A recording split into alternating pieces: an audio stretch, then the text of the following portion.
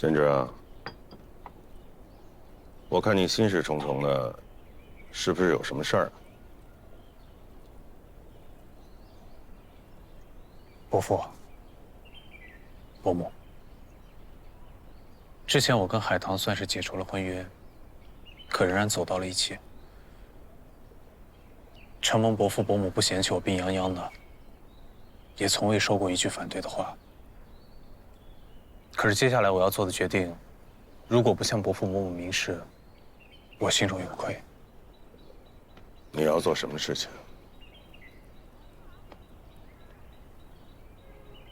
我打算做手术，取出子弹。贤侄，我医学界有几个朋友，据我所知，现在这项手术不成熟。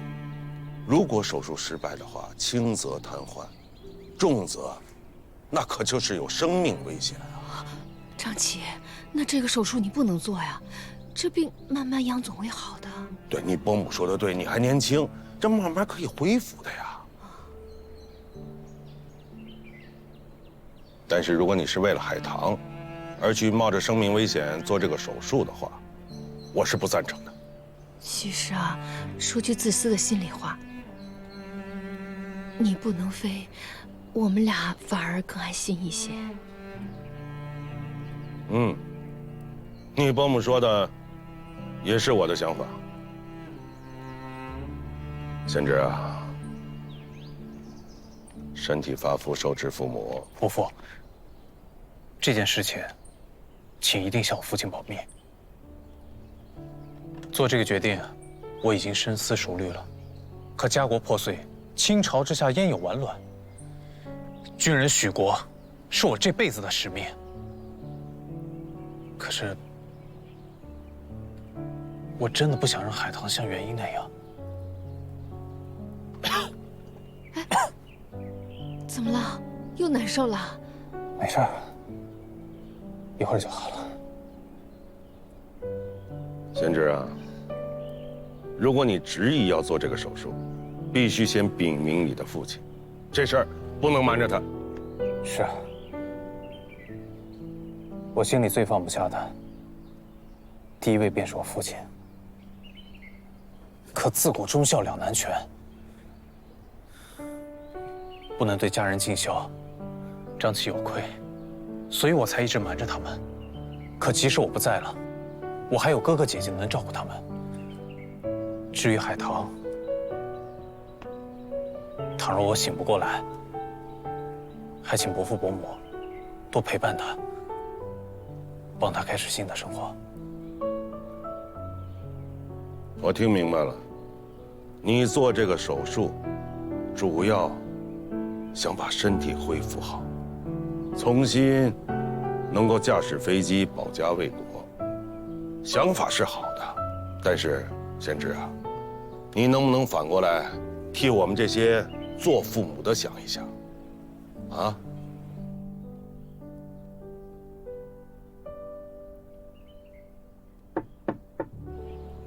师傅，普朗克常数应用于海森堡不确定原理应该怎么算？能不能给我讲一讲？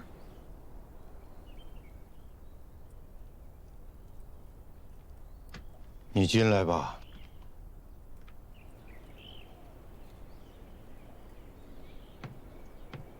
老孟啊，几位都在呢。林先生，哎，您来了。聊什么？你来的正好，你帮我劝劝张琪啊，他这儿啊一会儿大义，一会儿又报国，我说不过他，啊。好，谢谢。你们先聊着，我进去弄点水。哎，好。我觉得张启平时是一个乐于言、敏于行之人。这个孩子呀，要做手术，把身体里的子弹取出来。但据我所知啊，这项手术不成熟，他做手术就是玩命啊。是吗？啊，初衷是好的，想做了手术，恢复了身体，重新驾驶飞机保家卫国。但贤侄啊，保家卫国的路不止这一条。哦，我们复华大学啊，就是你老师，曾教授，要主持重新开办一个空气动力学专业，以你的能力、学识，完全可以来当个先生，为国家培养更多的航空人才。这同样是保家卫国的大事啊，对不对？没必要开飞机嘛。孟伯伯、林伯伯，请恕张启在2位老师面前班门弄斧。我认为，教育救国是一条漫长的路，必须贯穿民族传承。可此时国难当头，顷刻之间便有亡国之灾，欲挽狂澜，必须上武。虽然从今后，伤痛跟战争会像死神一样跟我如影随形，可我宁愿向死神挑战，也绝不会向他投降。纵观历史，要是因为个人的软弱导致了民族的软弱，那整个国家剩下的就只有挨打。师傅，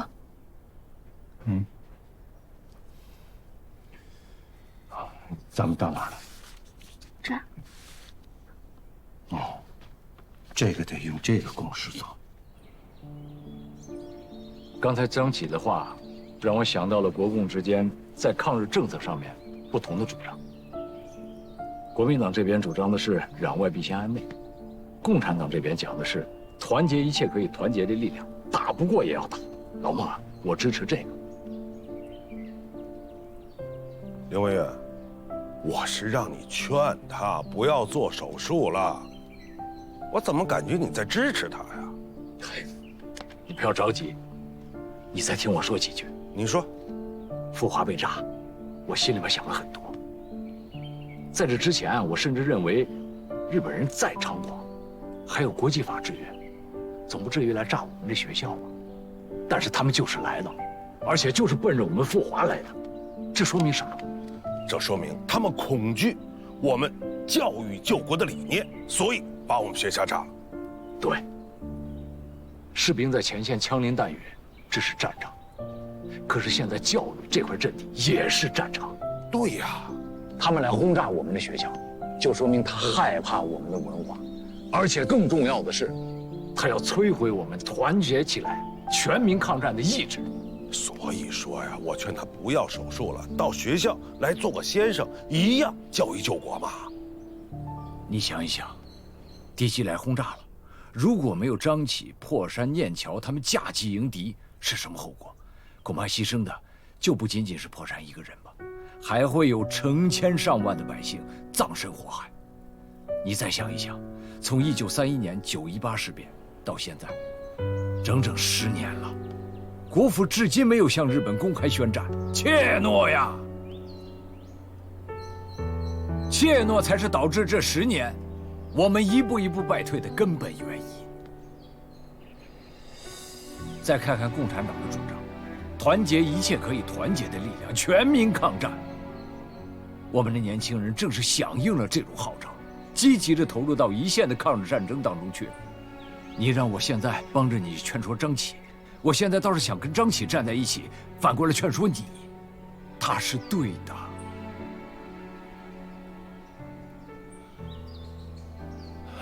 你想想，古今中外，这么多的实力，但凡能战之国，哪怕是一时的败亡，只要血性不灭，还有复兴的可能。但凡是怯战之国，必定败亡，而且绝没有复兴的可能。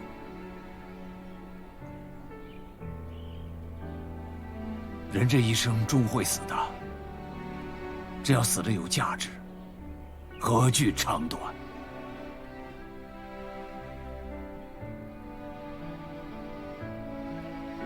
我是一介书生，已经年迈了。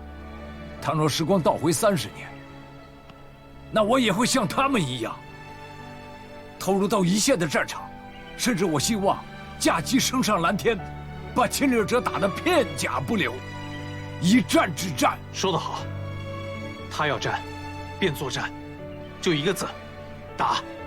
对。啊，还有一件事情，海晨。今天向学校递交了休学申请，他已经考入了空军军官学校第14期生。什么？多的孩子呀！中国现在有千千万万像他一样的孩子，努力的、积极的投入到一线的抗敌战场上去。老孟，这种热潮拦是拦不住的，我们能做的是支持他们，把他们送上战场，等他们凯旋，是吧，老孟？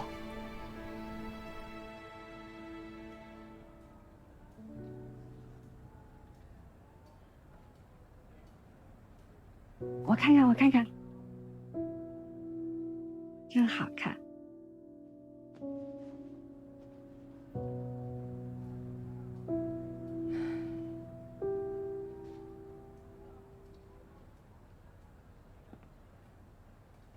现在可以确定是萧洪恩将林文月先生的英代理法考书稿交给了空军军官学校政训处处长陆子怡的手下。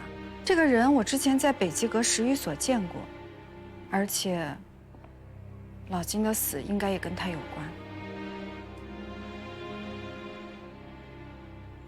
关。如果只是想拿到5丁奖，还不好判断他到底是在为国民政府还是日本人做事。但是他如此阻挠林先生完成英代立法考，基本上可判定，他已经与日本人沆瀣一气。我同意。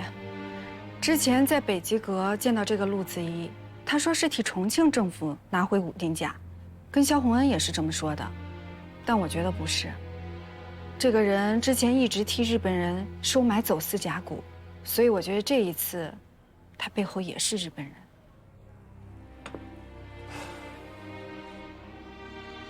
老万同志，能否再给萧洪恩一次机会？他虽然替中央政府做了一些见不得人的勾当，但他绝非替日本人真正的卖命。而且我觉得正好可以通过萧洪恩，知道更多背后逼迫他的人是什么来路。珍珠同志，对待萧洪恩，我希望你能守得住自己的立场。好，我会处理好的。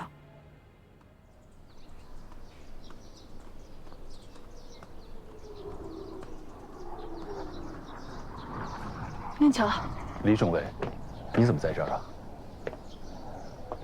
破山的事儿，我也很难过，想来看看你，也有些话跟你说。谢谢，不过有话明天再说吧。我着急把这个资料交给队长。什么资料这么急？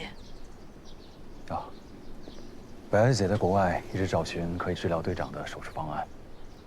这个资料里有一篇文章，提到一种人工心肺机，或许有用的。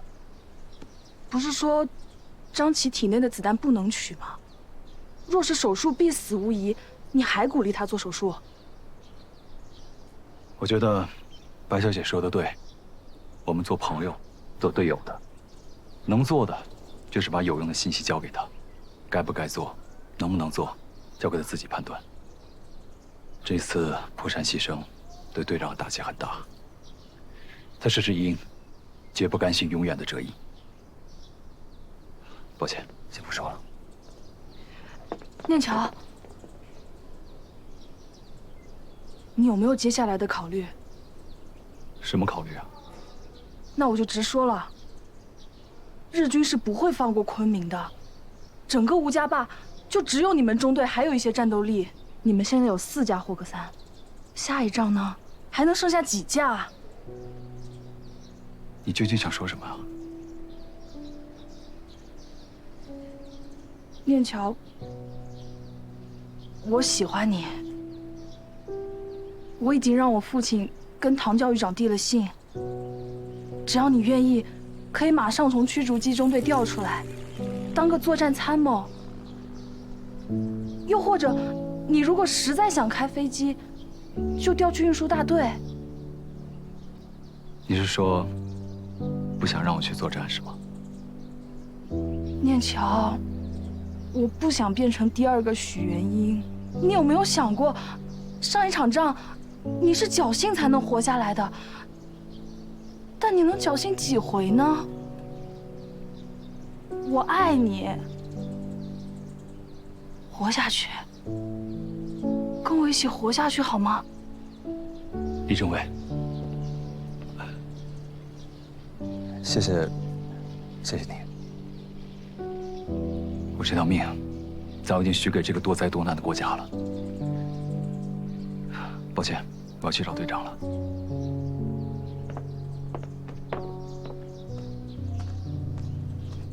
民国30年4月22日新闻简报：福州被日军第48师团攻陷，国防工业委员会会议取消行政院决定，由政府开发玉门油矿，以满足战时军需。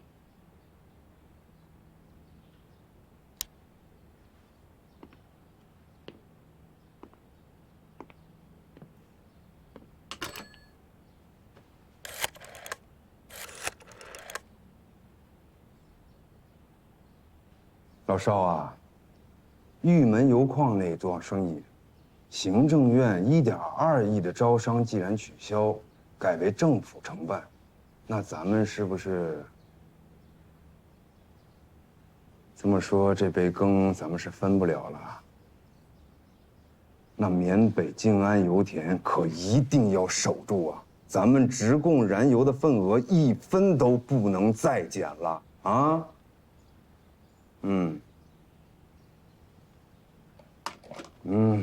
现在搞点小钱是越来越不好搞了。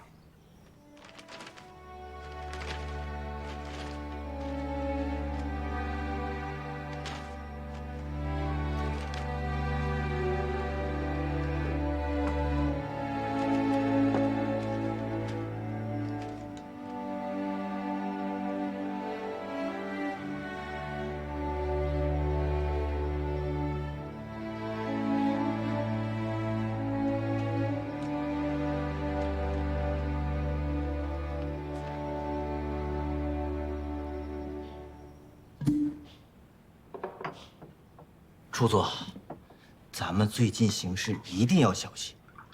那武丁甲还找吗？拿到殷代理法考的书稿，也算是给冈山那边完成个大事，这比咱们也不少拿。要不，咱们收手吧。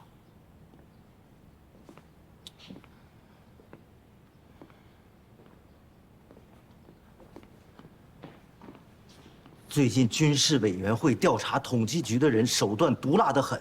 我听说首要的任务就是刺杀投日军政人员。我是蓝衣社出来的，他们的手段我最清楚。哦呦，怕掉了，想收手了？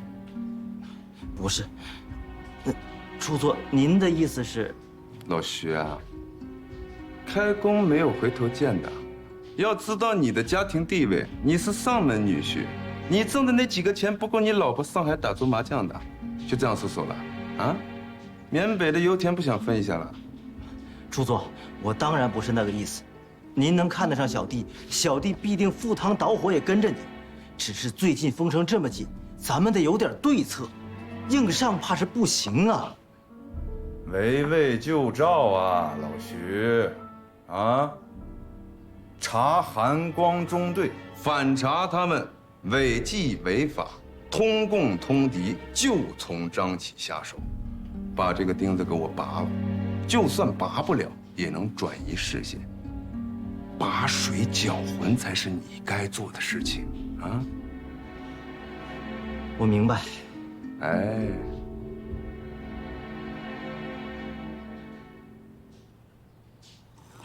卖报了，卖报了！卖报卖报！卖报卖报！6月5日，24架日机轰炸重庆。大隧道草案窒息死亡市民1000余人。卖报卖报！24架日机轰炸重庆，大隧道伤亡1000余人。日机，来，先生。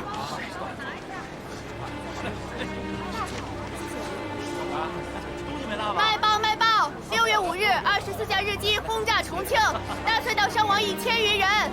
卖报卖报！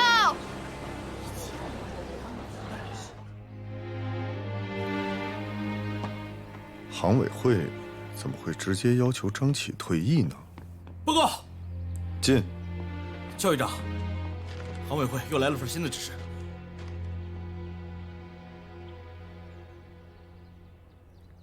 这叫什么事儿啊？莫须有的举报，还要暂时撤销韩光的番号，让队员等待调查处置。这手伸的也太长了吧！拿我这个教育长当摆设呢？教育长，我已经打听过了，这又是政训处那边刮来的阴风，上面之所以下的是带伤函，就是给您留足了面子。面子？从陆子怡来到航教，他一天都没消停过，就差这嘴巴子抽在我脸上了。想跟我玩是吧？好啊。对了，我让你找张启呢。啊，已经派人去请张队长归队了。对了，教育长，外面有个南洋回来的张先生等着要见您。张先生？什么张先生？南侨总商会会长张步春先生。快请。是。张老先生，真的是怠慢，实在是不好意思，快请坐，请坐。哎，好，谢谢。唐教育长，不好意思啊，我刚到昆明就来打搅你了。哎呦，张老先生，您可千万别说打扰。上次见到您还是在委员长大寿之日。鄙人远远地望着您，对您十分的仰慕啊！没想到过了几年，您到这里来，真是我的荣幸啊！哎呀，您过奖了，唐教育长，我今天就是来登门道谢的，感谢您这么多年来对犬子张启的关照和提携呀。另外，我这次到昆明，也为了一批进口航油的事情要出些力。张老先生。这个航空燃油可是大事啊，太谢谢你了。哎呦，我一定会尽力的。另外，我有一个小小的请求，请教育长您帮忙啊。哎呦，张老先生，您可千万别说帮忙，肯定是张启的事情。张启这次退役，航委会确实下达命令有一些粗暴，但是他毕竟是立过战功的人，您放心，我……教育长，航委会的决议正是我的请求。我希望您能够批准张启退役呀。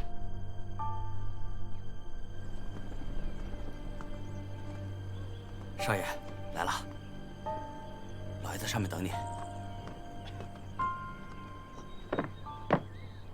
父亲，真的是你啊！念乔说您明天来，我还说去接你呢。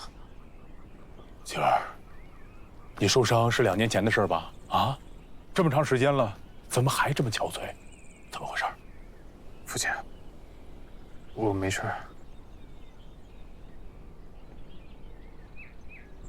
跪下。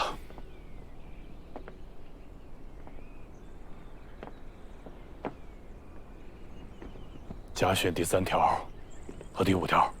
家训第3条：存身惜命，勿领亲友。第5条。上思报国之恩，下思早家之德。来，起来，坐。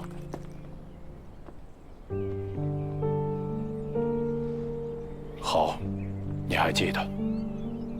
那我问你：身体发肤，受之于父母，不可毁伤，这是孝之根本，你是怎么做的？还有。你可知道什么是早家之德吗？啊！自从你去美国上军校，我和你爷爷以及全家都非常的担心你，但我们知道，你出去求学是为了报效国家，所以我们没有打扰过你吧。后来你回国参加了空军，我也只能跟丁焕生打电话了解一些关于你的情况。焕生牺牲以后，是曾家的那个孩子念乔，是他写信替你报平安，你知道吗？你爷爷拿到信，就会一遍又一遍反复的看很长时间，然后在那儿发呆，最后他还是装作若无其事的样子，让我们不要去打搅你。但你呢？为什么这么长时间？你一封家书都不写，为了什么？父亲，祖国满目疮痍，孩儿自离家之日起，便抱定许国之心。不写家书，是想让家中之人渐渐忘了孩儿的存在。即使哪天不在了，也不用过于伤心。幼稚！你以为你不写信，家里人就会把你忘了啊？骨肉连心呐，只会更加担心，你知道吗？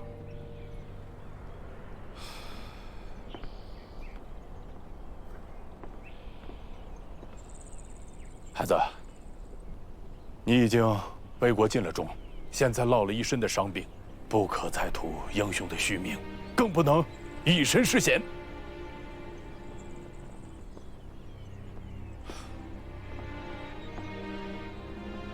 我与国民政府打了这么多年的交道，我比你更了解他们，比你更了解当下的政治。就说你们空军吧，买飞机的事儿，之前我捐过2架复兴号，不说是倾家荡产，那也是一笔巨款。可后来这笔钱到哪儿了，你知道吗？父亲说的是，就说民国25年9月的那一单吧，一共70架飞机，英国26架，法国44架，这些飞机的价钱比苏联的飞机贵上1倍，而且是全款现付。可是你知道吗？直到民国27年，这70架飞机才运回国内。到底发生了什么？你知道吗？还有之前意大利的那批飞机也是这样。孩子，你们这些年轻人在前方抛头颅、洒热血、报效祖国，可是那些人呢，在后方紧吃紧贪，你们叫不醒他们的。你们是叫不醒那些装睡的人，叫不醒那些根本就不想醒的人。我告诉你吧，你们这些年轻人救不了现在这个风雨飘摇的国家。父亲，我在《新知报》上看到，您向玉门油田提供了炼油设备，为战机提供燃油。救国报国也是您的愿望，您为什么不让我去替您实现这些愿望呢？救国报国有多种方式，不一定非要以身许国呀。我已经跟你们的唐教育长说过了，我可以再捐2架新式的俄国战机，但是你必须要退役。父亲，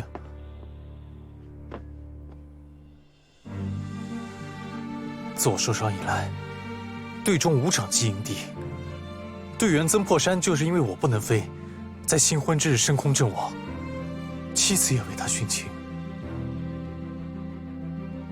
我还能苟活一世吗？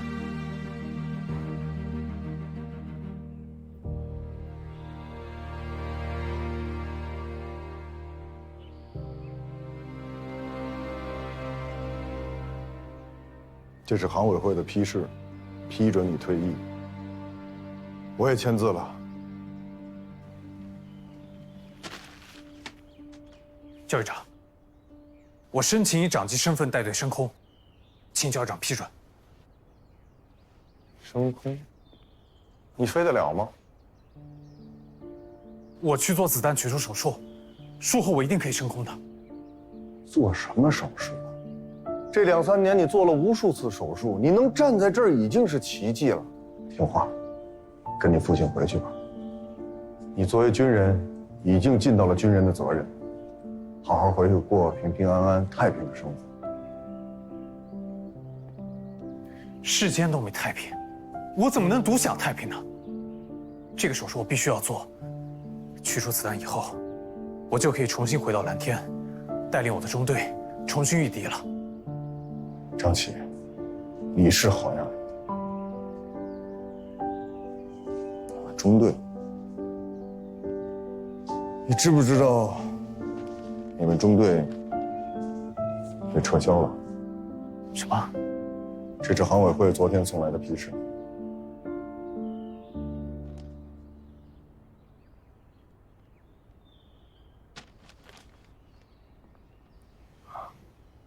跟我出去走走吧。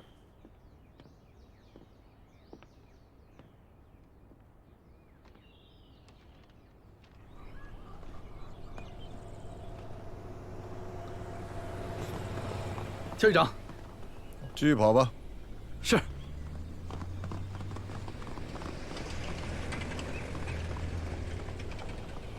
看他们就想起你以前呀，刚来这儿的时候也是这样，毛头小子一个。6年了。是啊，时间过得好快。我何时不希望你能重返蓝天？其实有些话不应该在我这个教育长的嘴里说出来。你能活下来，我很高兴；你不能飞了，我也很遗憾。但是在遗憾之余，我也很庆幸，最起码，你不会像缓生、火山他们那样。我不想收到你的阵亡通知书啊！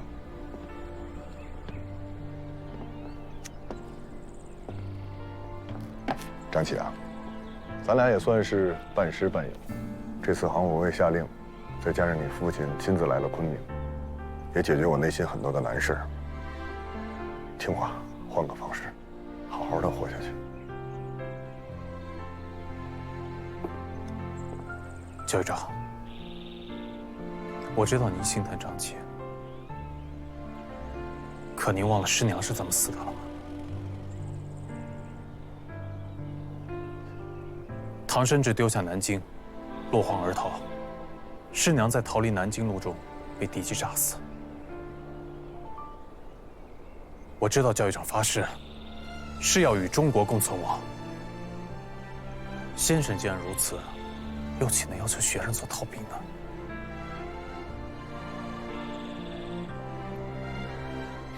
张琪，你是铁了心的要和航委会和你父亲对着干。请教育长成全。好，我给你机会。曾破山殉国，西山号损伤严重。如果你在1周之内修好西山号，我就同意你做手术。你能熬过手术，航委会这面我力挺你。陆子怡想检测横弓，门儿都没有。听好了，1周之后我来验货。如果西山号飞不起来，你就老老实实的给我解甲归田。是。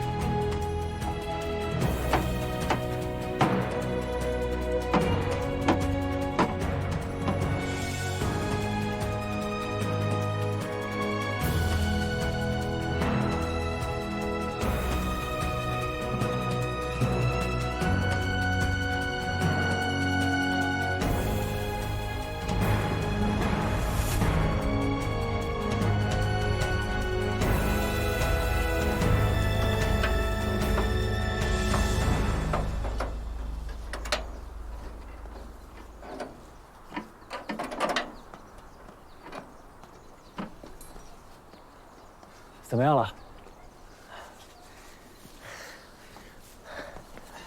好了。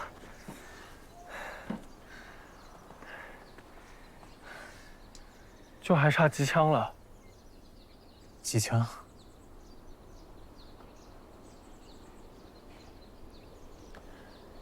机枪。教育长，按照您的命令，所有的机械厂及其他大队都不会将多余的机枪交给张琪。还有1天的时间了，他的任务完不成了。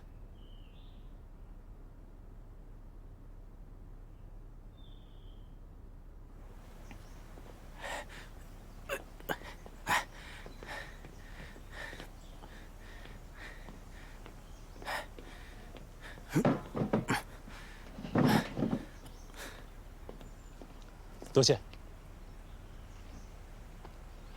哟，这天上飞的，来咱们的地盘抢食了，还想带走咱们的枪？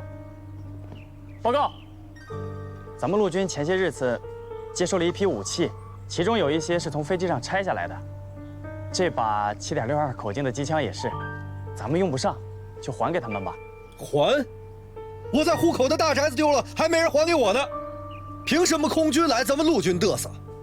就凭你们的军饷比我们高1倍，想要这把枪，先问问我同不同意。那你想怎么样？我就看不惯你们这些空军少爷兵。都说你们飞行员能文能武，那就让我来领教一下你的本事。打赢了归你，打输了叫3声爷爷，还让你拿走，怎么样？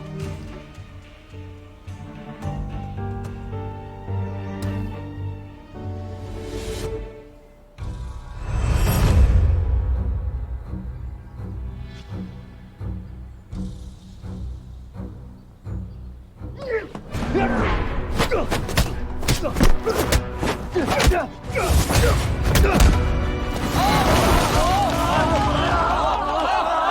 命说，打你是打不过了，叫3声爷爷，机枪让你拉走。对，叫爷爷，叫爷爷，叫爷爷。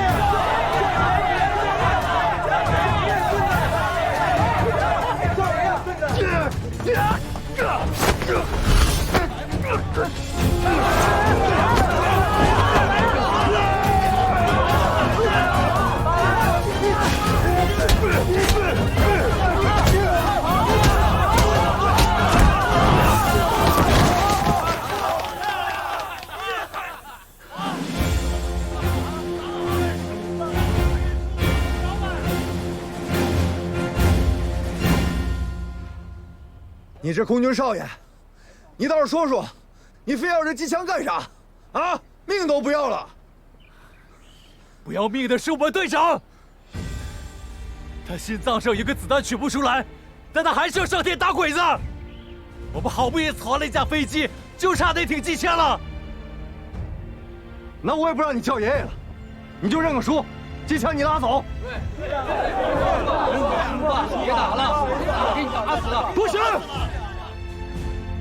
要么赢，要么死，我没学过认输。下来！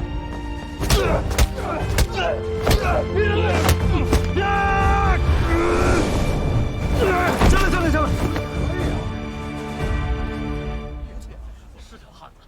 今天就算打个平手，机枪你拿走。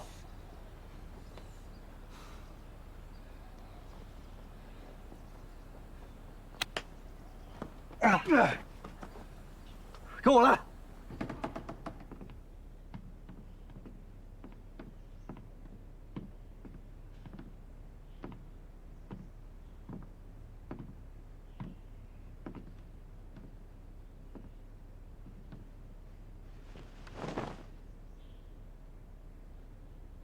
12.7毫米口径，这是霍克3的标配啊，刚从重庆运过来。听说之前在武汉，后来又到了江阴，从一架坠毁的驱逐机上拆下来的。江阴，江阴。在之前是在江阴，装在一架战机上，还击落了一架日机，战机坠毁了，就又拆了下来，辗转到了昆明。我们陆军啊也用不上，你想要，拉走。谢谢。回去跟你那队长说，你队长身上这股子劲儿，我服。以后你们在天上，我们在地上。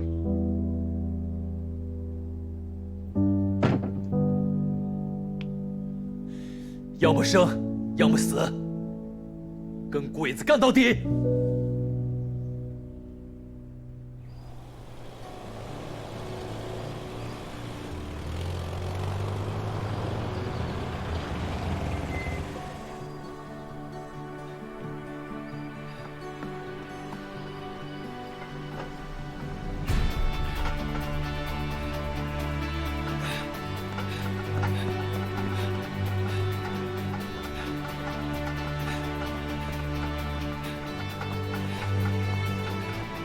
队长，江上有迹象了。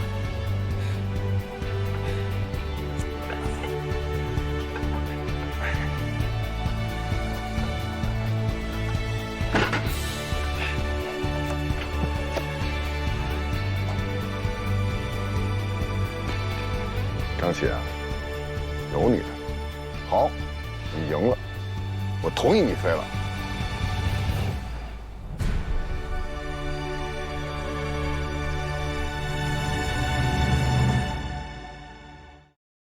风雨起，它荆棘，像正义正朝夕，儿女情，泪别离，问归期，无尽期。新年一场热血，生与死魂一缕，赤诚雨的花开满地。你看那铁汉刚强怒举，出生必地追杀。这山河是半曾平静一生，阑珊回眸念旧中存心，天边流。